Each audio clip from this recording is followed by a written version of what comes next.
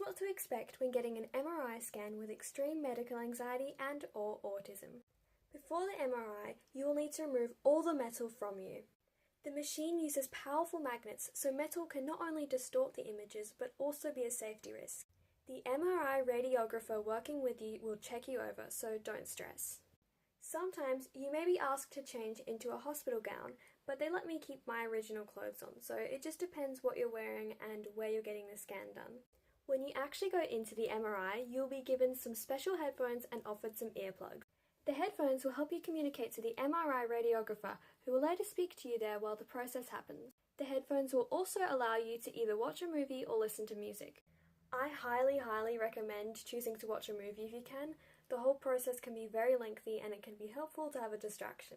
What I found is the headphones don't block out the noise very well and the machine is very loud, so I recommend using the earplugs and headphones together, especially if you're sensitive to noise. You will then lay down on one of these beds. I had a brain MRI, so I had to have one of these helmet cage type things over my head, but I'm not sure if that's the case for everyone.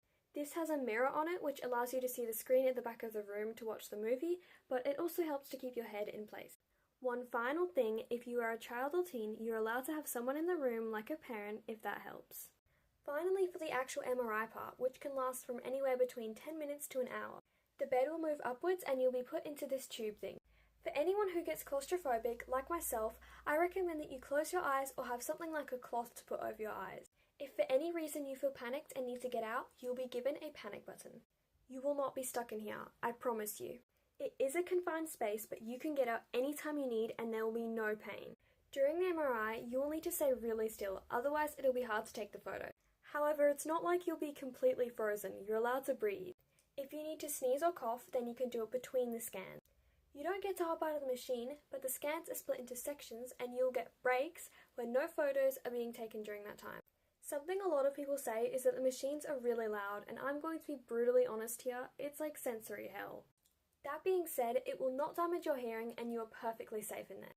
Something you should know is that if you are listening or watching something, most of the time you won't be able to hear it because of how loud the machine is.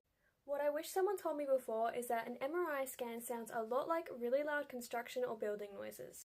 Other parts kind of sound like you're at a really heavy death metal concert.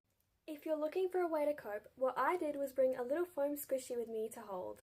In my experience, the MRI machine was kind of hot and made me sweat, but other people have said the exact opposite, so just don't wear anything too thin or too thick. Lastly, if you think all of this sounds too overwhelming, then you can request to be under general anesthetic so you can be unconscious. Whatever happens, I believe in you. Comment any other questions you have, and remember, you can do this.